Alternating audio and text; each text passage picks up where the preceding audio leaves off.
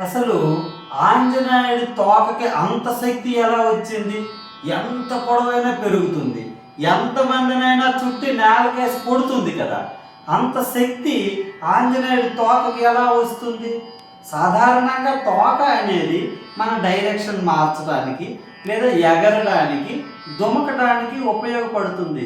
కానీ ఆంజనేయుడు తోకే ఒక పెద్ద విశేషం కదా. దానికి అంత పెద్ద శక్తి ఎలా వచ్చిందో ఇప్పుడు మనము తెలుసుకుందాం. ఇది తెలుసుకోవాలంటే ముందుగా ఆంజనేయుడి పుట్టుక గురించి మనము తెలుసుకుందాం. మన అందరికీ తెలుసు, భూమిపైన రాక్షసుల ప్రభావం చాలా ఎక్కువైపోయింది. త్రేతాయుగం నాటికి రావణాసురుడు అనే రాక్షసుడు ముల్లోకాలను పట్టి పీడిస్తున్నాడు. అష్ట దిక్పాలకులు కూడాను ఈ రావణాసుడికి గజ గజ గజ గజ వణికిపోయేవారు. అతను ఏది చెబితే అదే పని చేసేవారు. మహాశివభక్తుడు మళ్ళీ రావణాసురుడు. ఈ రావణాసురుడిని సంహరించడానికి రాముడు పుట్టడము, ఆంజనేయుడు సహాయం చేయడం మనకు తెలుసు. ఈ కథను తర్వాత ఎప్పుడైనా చెప్పుకుందాం. అయితే ఈ రావణాసురుడు సంహరించడం కోసం దేవతలందరూ విష్ణుమూర్తి దగ్గరికి వెళ్ళి ప్రార్థిస్తే విష్ణుమూర్తి అని చెప్పాడు, దేవతలందరూ కూడాను తమ తమ అంశాల రూపంలో భూలోకంలో జన్మించమని చెప్పటం జరిగింది.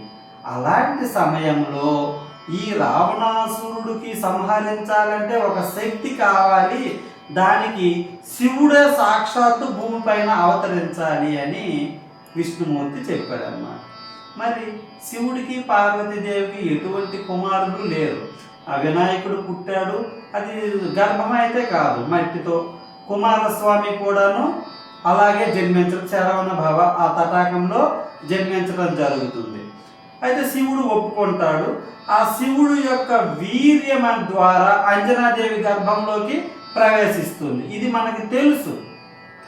దీన్ని శివుడి వీర్యాన్ని అగ్ని భరించలేడు, తరువాత వాయువు తను కూడా భరించలేక అంజనాదేవి గర్భంలోకి వాయువేమ శివవీర్యాన్ని పంపించడం జరుగుతుంది. ఆ విధంగా అంజనాదేవికి ఆంజనేయుడు పుట్టడం జరుగుతుంది. మారుతి ఆంజనేయుడు, అంజనాదేవికి పుట్టాడు కనుక ఆంజనేయుడు అని పేరు మనకి వచ్చింది. ఇది కథ మనకి తెలుసు. కానీ ఆది దంపతులు కదా శివుడు పార్వతి. అసలు శివుడిని విడిచిపెట్టి ఎప్పుడూ పార్వతీదేవి సెపరేట్గా ఎక్కడ ఉండలేదు కనుక శివుడిని విడిచిపెట్టి నేను ఉండలేను కనుక శివ, నువ్వు ఆంజనేయుడి రూపంలో నీ అంశ అంటే శివ అంశ ఆంజనేయుడి రూపంలో జన్మిస్తుంది కనుక పార్వతీదేవి ఏం చేసింది? తన అంశ పార్వతీదేవి అంశ ఆంజనేయుడి తోక రూపంలో ఉంటుంది. అంటే శివుడు మారుతి అయితే అతని తోక పార్వతి అమ్మ అన్నమాట. అమ్మ శక్తి ఆంజనేయుడి తోకలో ఉంది కనుకనే ఆ తోకకి అంత బలము, అంత శక్తి వచ్చింది. మనము ఈ వాల పూజ అనేది కూడా చేస్తూ ఉంటారు ఆంజనేయుడికి. వాల పూజ అంటే ఏంటి? ఆ ఆంజనేయుడి తోకనే ప్రత్యేకించి పూజించేవారు ఇప్పటికీ మన దేశంలో చాలామంది ఉన్నారు. ఆంజనేయుడి తోకను పూజించే విధానాన్ని వాల పూజ అని అంటారు. చాలామంది వడలు ఆంజనేయుడికి ఇష్టమని ఎక్కువగా వడలు కూడా దండలు వేసి ప్రసాదంగా స్వీకరిస్తూ ఉంటారు.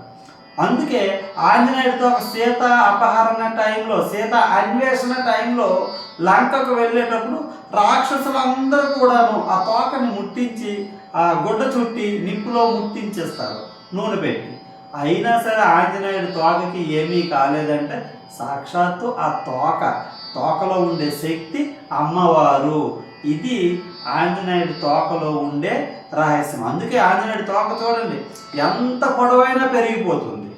ఒకనొక సమయంలో రాముడిని లక్ష్మణుడిని కూడాను తన తోక చుట్టూ పెట్టి మైరావణుడు ఎత్తుకుపోకుండా ఉండడానికి ఒక పెద్ద గూడులాగా, బిల్డింగ్ లాగా కట్టేస్తాడు. అంతటి శక్తి ఆంజనేయుడి తోకకి కేవలం అమ్మవారు పార్వతీదేవి ఆ అంశ తోకలో ఉంది. శివుడిని విడిచి పార్వతీదేవి ఎప్పుడూ లేదు. అందుకే ఆంజనేయుడు అంటే శివ స్వరూపులు, ఆది దంపతులే. వాళ్ళ శక్తి పార్వతీ ఉన్ను శివుడు, వీళ్ళిద్దరు శక్తే సాక్షాత్తు ఆంజనేయుడిగా జన్మించడం జరిగింది. ఇది మీకు నచ్చిందని ఆశిస్తున్నాను. Thank you.